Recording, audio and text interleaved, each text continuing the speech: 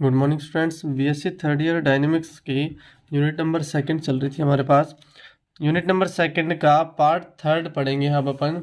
Part third जो है वो है वृत्तुल गति। वृत्तुल गति का मतलब वृत्त के अंदर जो गति होती है उसे क्या बोलते हैं अपन? वृत्तुल गति। तो भाई इसका फर्स्ट टॉपिक देखते हैं। एक चिकने ऊर्ध्वाधर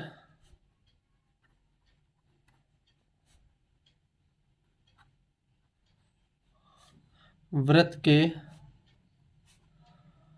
अंतः तल की ओर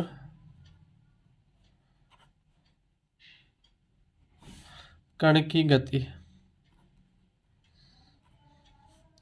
तो कोई चिकना ऊर्ध्वाधर वृत्त है और उसके अंत्य तल की ओर कण की गति का अध्ययन करेंगे। तो भाई हमारे पास एक स्टेटमेंट दिया हुआ है क्या?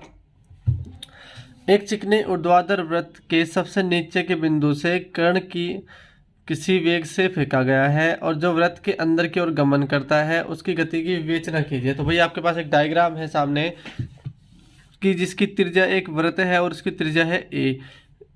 प्रारंभिक बिंदु ए से इस कण को फेंका जाता है स्मॉल यू वेग से। तो टी समय पर ये कण जो है बिंदु पी पर उपस्थित होगा और ये जो है इस रेखा के साथ कितना कोण बना रहा है? त्रिज्या के साथ थीटा कोण बनाता है। और पी बिंदु पर इसका वेग क्या है? इधर की ओर बढ़ रहा है तो वेग v। अच्छा, ये कोण थीटा है तो ये भी कोण थीटा होगा। ये सेम टू सेम क्या है? संगत कोण। अच्छा, ये थीटा का कोस घटक हो गया और ये थीटा का साइन घटक हो गया। अच्छा, और इस कण के भार के कारण इस पर लग रहा है W बराबर mg। ठीक है। और दूसरी बात, जब ये कण इस तरफ और गतिशील है तो ये इसका जो वृत्त के द्वारा जो बल लगता है प्रतिबल वो अंदर की ओर होगा, जिससे कण जो है इस वृत्त के किनारे पर ही गति करे। तो भाई इसको देखते हैं, अपन गति की विवेचना करते हैं। माना वृत्त की त्रिज्या है हमारे पास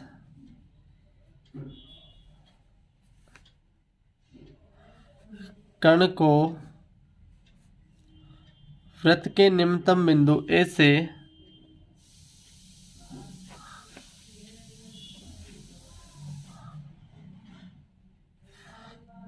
स्मॉल यू वेग द्वारा गति कराते हैं, तब टी समय पर कण बिंदु P पर उपस्थित है।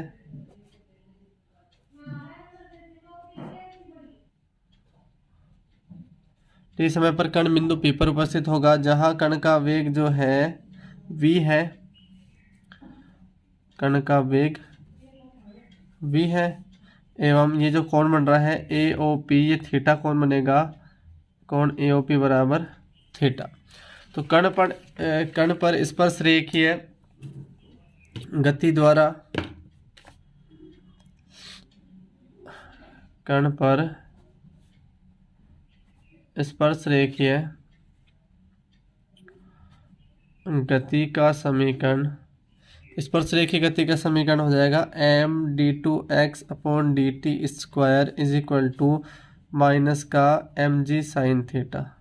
भाई कण जो है वो आगे की तरफ बढ़ रहा है और स्पर्श रेखा द्वारा विपरीत दिशा में क्या हो रहा है? माइनस का mg साइन थीटा। m से m कैंसिल हुआ तो ये कितना आ जाएगा हमारे पास? d2x/dt², जिसे आप लिख सकते हो v dv/ds बराबर माइनस का g sine theta. v dv is equal to minus g sine theta और ds। समीकरण नंबर 1 दे दी। ds जो था वो चाप था, एक अल्प चाप। कितनी दूरी तक? ये जो है ये चाप की लंबाई। ठीक है। तो भाई वृत्त के अंदर चाप क्या होता है? चाप बराबर कोण इंटू त्रिज्या। अच्छा, चाप जो है वो S है, कोण कितना है? थीटा कोण बन रहा है और त्रिज्या कितनी है हमारे पास? A है। ठीक है। तो यहाँ से आप निकालोगे S बराबर क्या हो गया? A theta. ds का मान निकाला तो A d थीटा। समीकरण नंबर 2।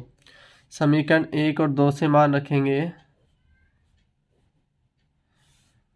वी डी वी बराबर माइनस का ए जी साइन थीटा और डी थीटा। समाकलन किया आपने, वी डी वी बराबर माइनस का ए जी जो है वो कांस्टेंट हो गया, साइन थीटा और डी थीटा।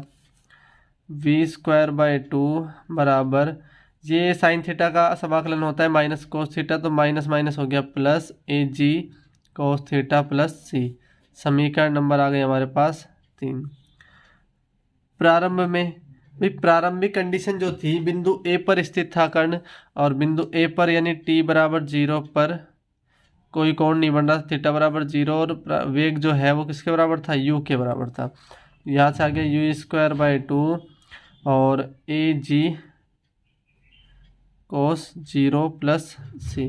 कोस 0 का मान हो गया 1 और सी का मान आ गया हमारे पास यू स्क्वायर बाई टू, और ये प्लस का ए जी उधर जाएगा तो माइनस का ए G.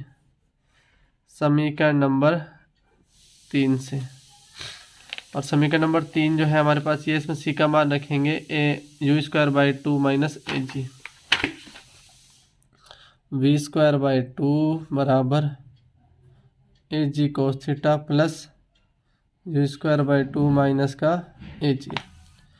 V square by two बराबर यू स्क्वायर बाई टू, और इन दोनों में क्या कॉमन ले लिया आपने, माइनस का ए G plus A G cos theta. U LCM लेके काट दिया, वी स्क्वायर बराबर you square minus two A G plus two A G cos theta. ये समीकरण आ गई हमारे पास स्पर्शरेखीय गति की समीकरण। समीकरण नंबर 4। अभिलंब दिशा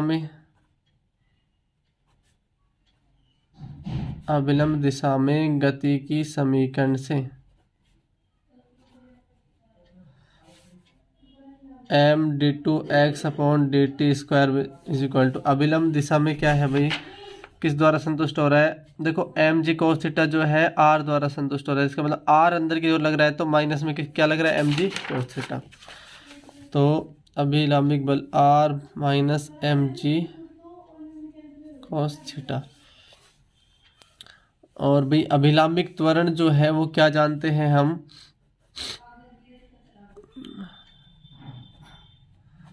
यूनिट नंबर फर्स्ट में पढ़ा था। अभिलंबिक त्वरण जो है D two x upon D T square is equal to V square upon rho. तो M V square upon rho is equal to R minus M G cos theta. R का मान निकाला आपने तो क्या आएगा हमारे पास, M V square upon rho plus M जी कोस थीटा। अच्छा, एम अपॉन ए आपने कॉमन लिया तो क्या आएगा, अच्छा रो जो थी वो क्या थी, त्रिज्या थी, तो ये क्या जाएगा M square upon A plus M ji cos theta. अच्छा आपने एम अपॉन ए बाहर ले लिया तो कितना आएगा, वी स्क्वायर प्लस एम बाहर गया और ए गुणा हो गया तो A G cos theta. We square plus A G cos theta, भाई समीकरण नंबर 4 थी हमारे पास ऊपर। समीकरण 4 से वी स्क्वायर का मान रखने पर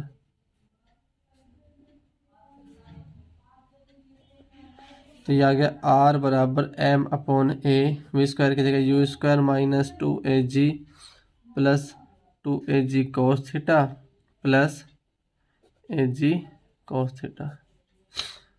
आर बराबर हुआ हमारे पास M upon A U square minus two A G plus ये हो गया 3 और कॉस थीटा।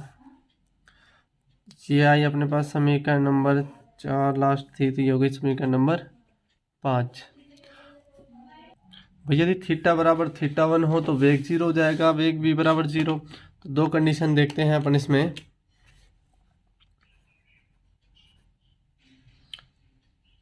कंडीशन फर्स्ट क्या कहती है, माना थीटा बराबर 0, थीटा बराबर जो थीटा 1 था उस पर वेग गया था 0, तो मान निकालते हैं। तब समीकरण 4 से समीकरण 4 जो है उसमें रख दिया 0 बराबर u² minus 2AG plus 2AG cos theta 1। अच्छा, ये इधर आ जाएगा 2AG कॉस थीटा 1 बराबर क्या हो गया हमारे पास 2AG माइनस u²। अच्छा, यहाँ से आपने कॉस थीटा 1 का मान निकाला क्या 2AG minus u² upon 2AG। जब वेग बराबर 0 था तब थीटा का मान समीकरण नंबर 6। दूसरी कंडीशन है भाई हमारे पास कंडीशन सेकंड, माना थीटा बराबर थीटा 2 हो और उस पर r बराबर 0 हो। ठीक है, तब समीकरण 5 से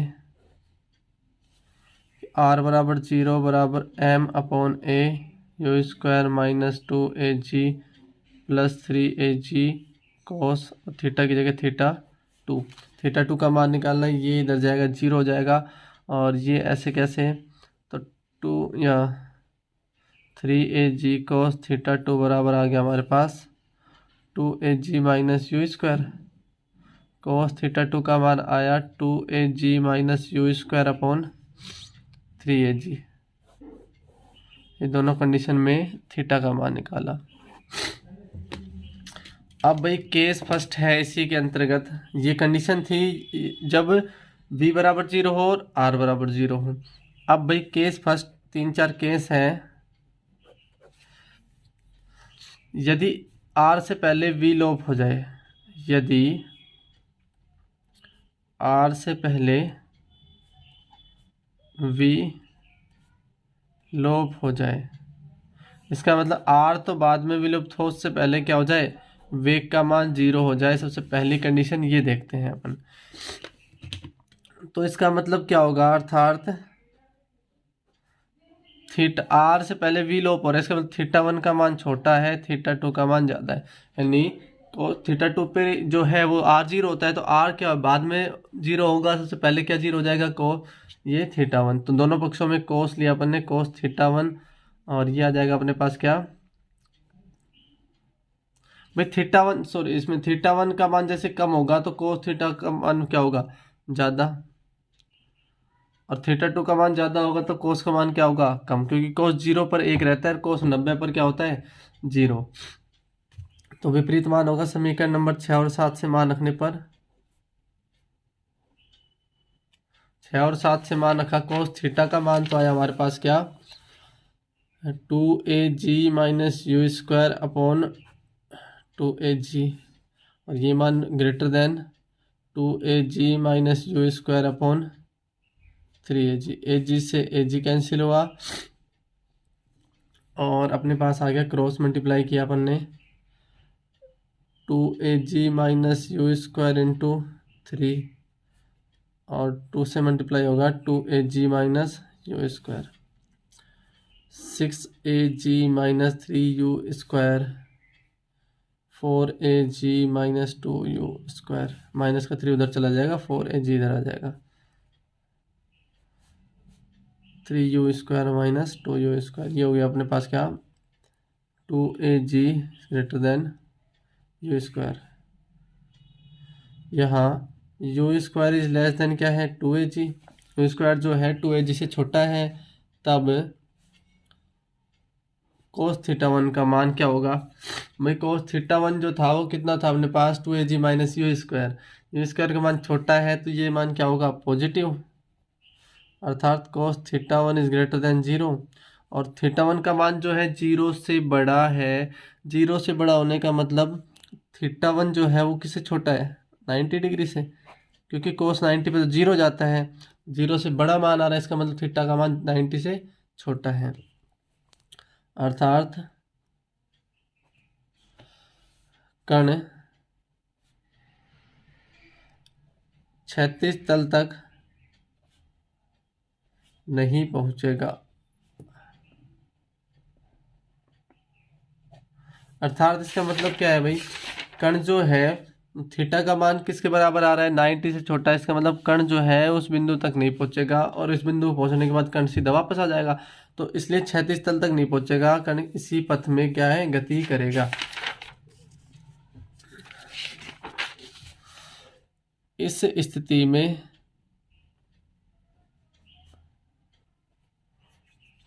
कण कुछ क्षण के लिए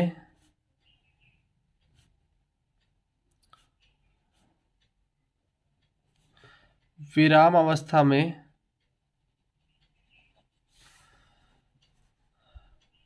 आकर इस पथ पर वापस नीचे की ओर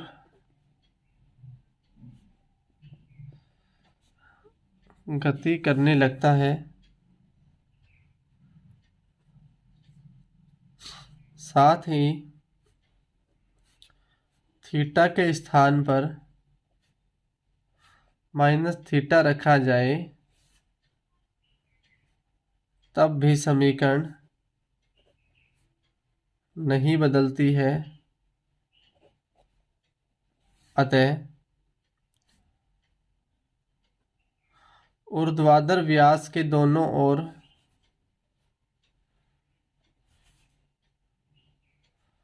कण की गति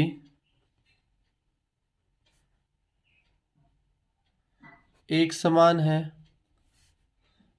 अतः कण दोलनीय गति करता है। अर्थात भाई देखो, थीटा जो था, अगर ये इस साइड में जा रहा है तो अगर इस साइड में भी जाता तो भी कण की समीकरण में कोई परिवर्तन नहीं हो रहा। माइनस थीटा भी लोगे तो भी कण क्या है, इसी प्रकार गति करेगा। मतलब क्या है, अगर कण को इस तरफ फेंका आपने तो भी ऐसे आएगा वापस, और इस तरफ फेंका तो भी क्या आएगा वापस। मतलब कण किस प्रकार की गति करेगा, दोलनीय गति करता है। नेक्स्ट हमारे पास केस सेकंड। केस सेकंड में क्या है भाई, यदि आर वी से पहले लोप हो जाए,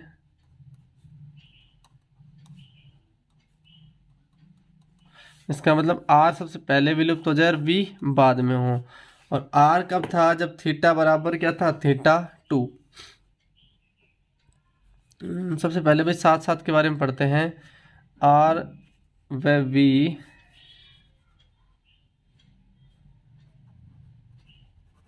साथ साथ लोप हो जाए, इसका मतलब क्या होगा, अर्थात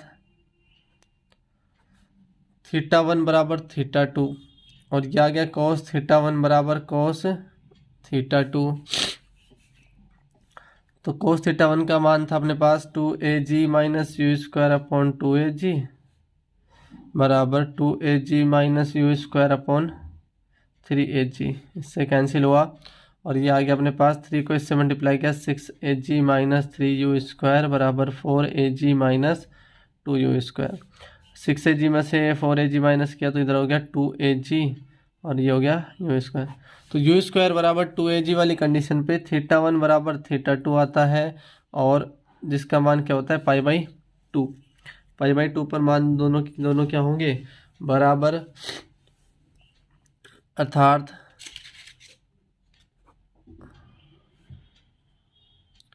अर्थात इसका मतलब क्या है कि कण जो है वो थीटा 1 यानी पाई/2 तक, अर्थात कण क्षैतिज व्यास तक जाता है, भाई क्षैतिज व्यास तक पहुंच जाएगा तथा क्षण भर के लिए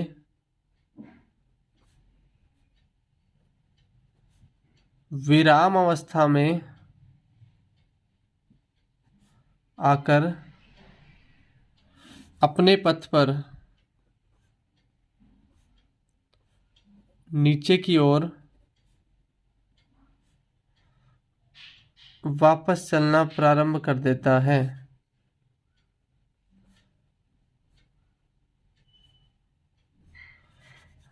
क्योंकि कण का वेग जो था बिंदु ए की ओर धनात्मक है,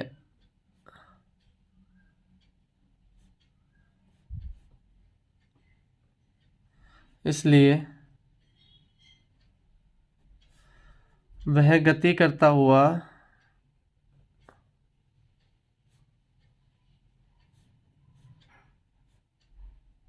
इससे दूसरी ओर चलने लगता है। इस प्रकार की गति दोलनीय गति कहलाती है।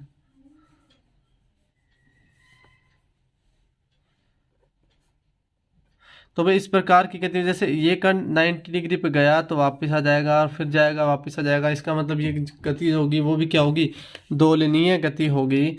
नेक्स्ट जो केस है हमारे पास, केस थर्ड देखते हैं। यदि v से पहले r लोप हो जाए,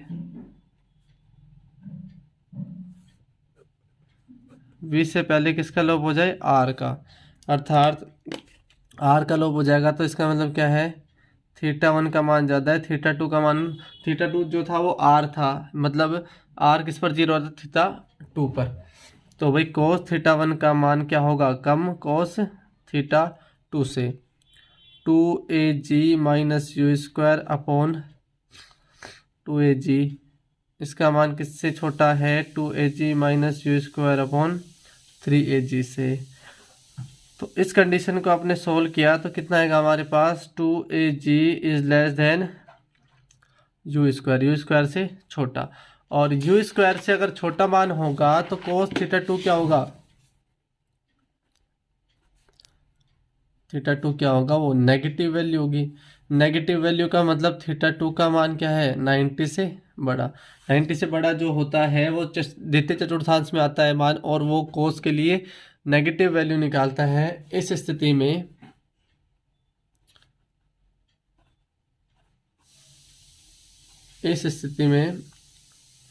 cos θ2 जो है वो नेगेटिव वैल्यू है, अतः कण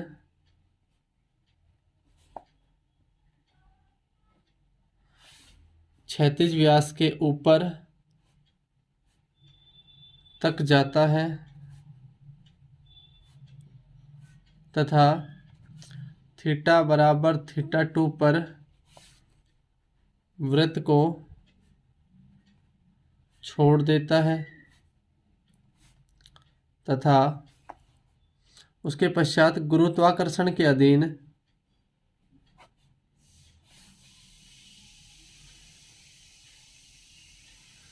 परवलय पथ पर गति करता है।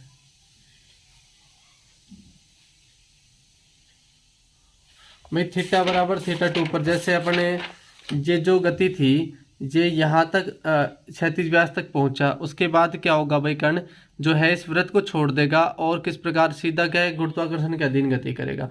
तो इस प्रकार की गति क्या हो जाएगी भाई, एक परवलय गति हो जाएगी। ये इससे आगे इस वृत्त की गति के अंदर गति नहीं करेगा, ये गुरुत्वाकर्षण के अधीन गति करेगा, तो यह गति परवलय गति कहलाती है। नेक्स्ट जो केस है हमारे पास, केस 4, वृत्त का पूरा चक्कर लगाने का प्रतिबंध। वृत्त का पूरा चक्कर लगाने का प्रतिबंध, कि वृत्त का पूरा चक्कर किस कंडीशन में लगाएगा ये बताना है हमें। कण वृत्त का संपूर्ण चक्कर लगाएगा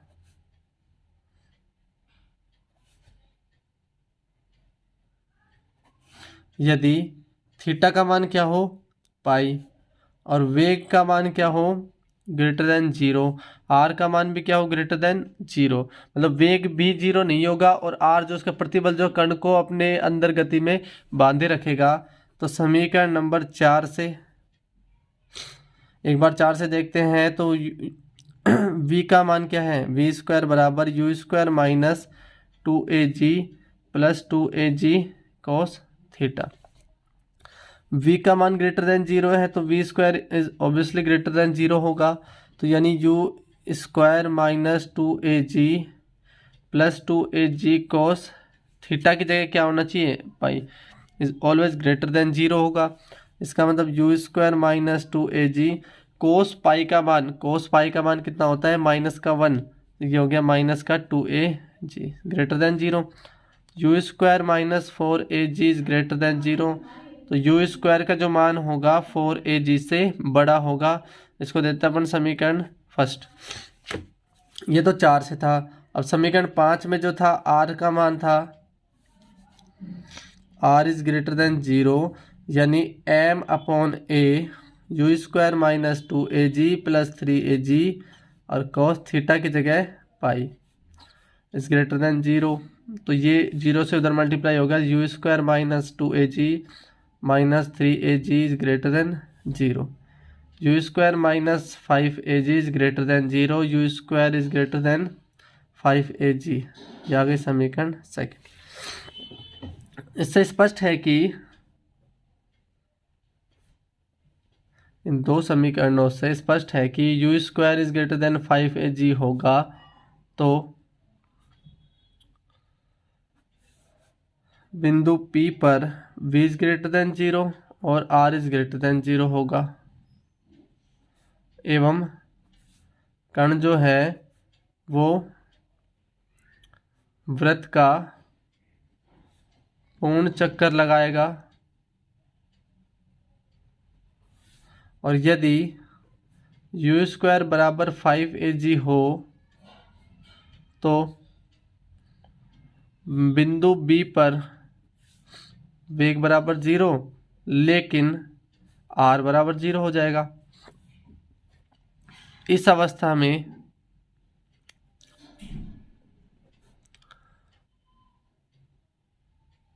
r क्षण भर के लिए 0 होगा,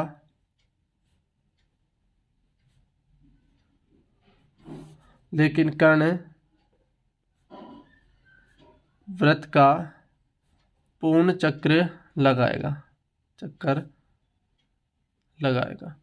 अर्थात क्या कहना चाह रहा है भाई, यू स्क्वायर का मान 5AG से बड़ा होगा तो एक इजीली आराम से कण पूरा चक्कर लगा के वापस पहुंचेगा बिंदु A पर, और यदि यू स्क्वायर का मान 5AG के बराबर हो गया, ठीक है, तो बिंदु B पर पहुंचते ही जैसे ही कण बिंदु B पर पहुंचा था इस पर, तो क्षण भर के लिए कण जो है वो कण के लिए r जो है ये जो अंदर से खींचा हुआ है, इस मतलब प्रतिबल जो है जिससे कण जो है बाहर नहीं जा रहा और ना ही अंदर आ रहा है, इसी पथ पर गति कर रहा है, तो ये क्षण भर के लिए 0 हो जाएगा। फिर वापस से उसी जैसे जैसे ये मान इधर बढ़ता जाएगा तो ये अपना कार्य वापस से करेगा और कण पूरा चक्कर काटेगा।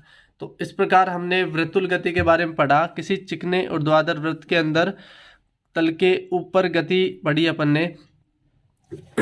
एक अगला टॉपिक देखेंगे कि वृत्त को छोड़ने के बाद कण किस प्रकार गति करता है, तो और इसके ऊपर कुछ क्वेश्चंस देखेंगे। So thank you.